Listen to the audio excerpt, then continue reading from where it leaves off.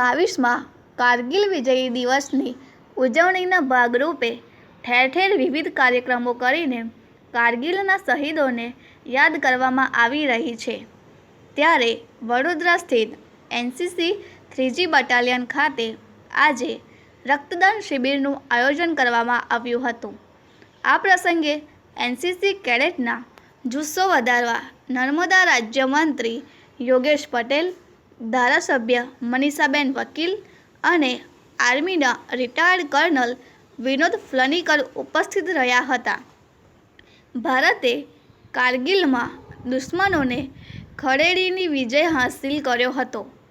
આ લડાઈમાં ભારતીય જવાનો શહીદ થયા હતા। આ લડાઈમાં દુશ્મનોના દાંત ખાટા કરીને ભારતે વિજય મેળવ્યો હતો। વડોદરા એનસીસી 3G બટાલિયન દ્વારા કારગિલ વિજય દિવસની ઉજવણીમાં રક્તદાન શિબિરનું આયોજન કરવામાં આવ્યું હતું। વડોદરા યુનિટ કમાન્ડિંગ ઓફિસર પવનકુમારના નેતૃત્વમાં રક્તદાન શિબિર યોજવામાં આવી હતી। આ પ્રસંગે એનસીસી કેડેટનું જુસ્સો વધારવા આર્મી રિટાયર્ડ કર્નલ વિનોદ ફ્લનીકર ઉપસ્થિત રહ્યા હતા અને તેમના કાર્યકાળ દરમિયાન યુદ્ધના અનુભવો રક્તદાન શિબિરમાં ઉપસ્થિત એનસીસીની ત્રણેય પાંખના કેડેટ્સને જણાવ્યા હતા। રાજ્યમંત્રી યોગેશ પટેલ દ્વારા કારગિલ વિજય દિવસ નિમિત્તે શહીદોને શ્રદ્ધાસુમન અર્પણ કરીને કેડેટ્સનો ઉત્સાહ વધાર્યો હતો। ઉપરાંત ધારાસભ્ય મનીષાબેન વકીલ દ્વારા કારગિલ વિજયના તેમના વિદ્યાર્થી કાળના અનુભવો અને તે સમયની પરિસ્થિતિ જણાવી હતી।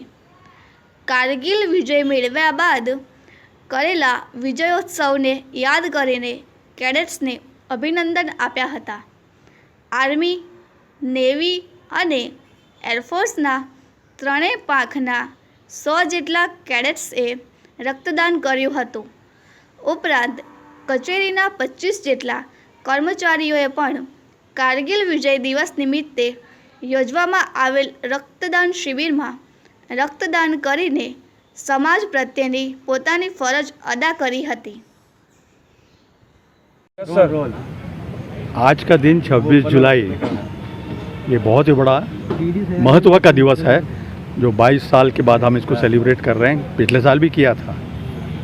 सबसे टफेस्ट लड़ाई इन द वर्ल्ड, सबसे टफेस्ट मैं बोलता हूँ कि जो 4 साल के first world war, second world war, लेकिन ये चढ़ाई 16,000 फुट के ऊपर यूँ खड़ी, जिसके ऊपर रास्ता नहीं, जिसके ऊपर ट्रैक नहीं, वेदर તમારી ફેવરમાં નથી, -डिग्री में टेम्परेचर, नो पेड़, नो कवरेज, और ऊपर से पाकिस्तान पत्थर भी फेंकता है और ऊपर से पाकिस्तान गोलियां में मारता है। इन्होंने हमारा जो करार था फरवरी का, हर साल हम फरवरी में हम पीछे जाते हैं, जनवरी फरवरी, उसके पहले मुशर्रफ ने जब फरवरी में हमारे आदरणीय अटल जी जब गए थे राहुल लाहौर में, तभी उसने पीठ में छुरा मारना शुरू किया।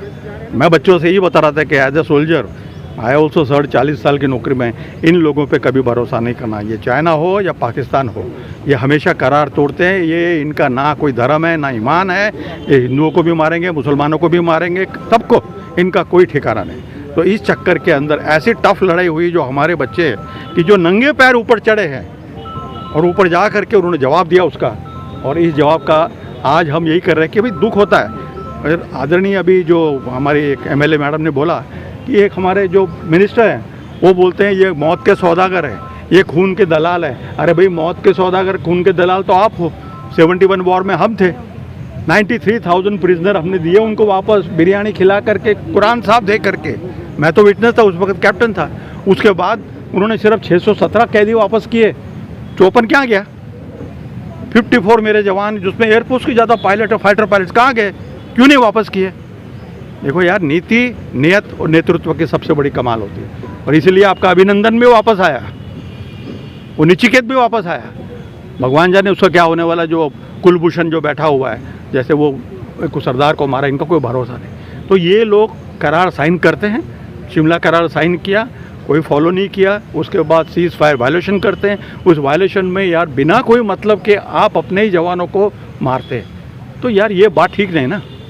आप नहीं मिल सकता आपको कश्मीर, तो काय को हमारे से पंगा ले रहे हो, नहीं मिल सकता आपको। और इसलिए आज की तारीख में मेरे जो भी शहीद हुए हैं, आज हम उन सबको सैल्यूट करते हैं, उनका सत्कार करते हैं, उनके फैमिली का सबका, कि ऐसे शहीद हो, ऐसे यंग हो। आप देखो रेशियो देखो, पहाड़ी में जब लड़ाई करते हैं 1:12 में लड़ाई करते हैं, और जब प्लेन में लड़ाई करते हैं 1 प्लेटून के साथ 3, 1 प्लेटून के सामने 3 प्लेटून होते हैं, और यहाँ 1:12, 13। और कितने बेचारे ऊपर से वो कैप्टन कैंगरूज, वो ऊपर से चढ़ के नंगे पैर मार करके बेचारा सीधा वहाँ से गिरा, हूँ का चू नहीं किया, उसको महावीर चक्र मिला हुआ। ऐसे हीरो है देश की सेवा के लिए। तो इसके लिए आपके माध्यम से मैं यही बोलता हूँ, हमारी सरकार को हम जो चीज़ मांगते थे अभी मिल रहा है और मिलना चाहिए। આ દેશના બહારના દુશ્મનની વાત છે, જે અંદર દુશ્મન છે એના માટે તમે શું કહેશો, જે આપણી સાથે जैसे आपका सवाल है अंदर के, जिसको हम स्लीपर सेल बोलते हैं, ये अंदर के दुश्मन जो कुछ बोलते हैं, कहीं हैं कि भाई आप जो उरी में गए थे फर्जी कल्स टाइप, अरे यार जाके तो दिखा। ये जो ऐसे बोलते हैं ना, इनके बेटे क्या फौज में है क्या या पुलिस में है, तो बता दे, मैं मूंछ काट के रख दूंगा।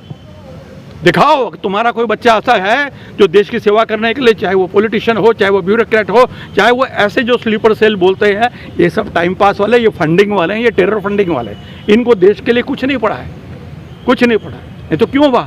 आज आप देखो गलवान में हमारे 20 बंदे शहीद हुए अभी रिसेंटली, उनके कितने हुए? मीडिया में 43, और इंग्लैंड में कितना बताया? 103। उन्हीं का बंदा बोल रहा है चाइनीज़ वाला। जब हमारे बच्चे विदाउट वेपन साले मार सकते हैं उनको, तो आएगा उनके हथियार दे दो ना, हथियार ठोक के आएंगे। ये मेरी फौज है, लेकिन इस फौज का आप आदर करो। आदर में हम यही चाहते हैं, adequate infrastructure, quality weapons, quality equipment, और उनका सम्मान करो। उनकी फैमिली भूखी नहीं मरनी चाहिए। बस यही मैं आपसे कहना चाहता हूँ। बहुत बहुत धन्यवाद। भारत माता की जय। हाँ यस આજે 26 જુલાઈ યાદોનો દિવસ, કારગિલ યુદ્ધ. આપણા તત્કાલીન મુખ્યમંત્રી વાજપેયીના સમયે પાકિસ્તાને જે યુદ્ધ છેડેલું એના આપણે બધા સાક્ષી છે. અને આપણા જવાનોએ જે બહાદુરી બતાવેલી, એ બહાદુરી આજે પણ 22 વર્ષ પછી આપણે યાદ કરીએ છીએ. શહીદોને આપણે સન્માનીએ છીએ, અને આવતા વર્ષોમાં આપણા બહાદુર જવાનો, ચાઇના હોય કે પાકિસ્તાન હોય કે કોઈ અન્ય દેશ હોય, એને કારગિલની યુદ્ધ વખતે જે જવાબ આપેલો એ જ જવાબ આપશે ભારતમાં.